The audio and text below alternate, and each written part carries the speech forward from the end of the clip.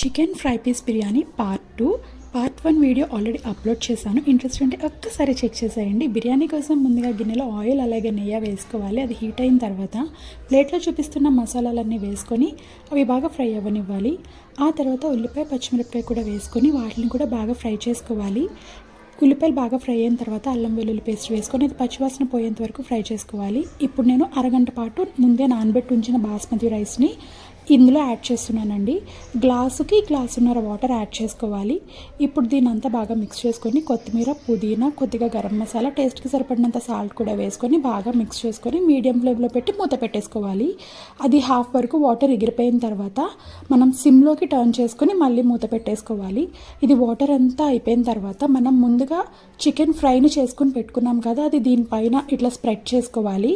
దీనిపైన కొద్దిగా కొత్తిమీర చల్లుకొని మూత పెట్టేసుకొని 5 minutes వదిలేస్తే ఫ్రై పీస్ బిర్యానీ రెడీ.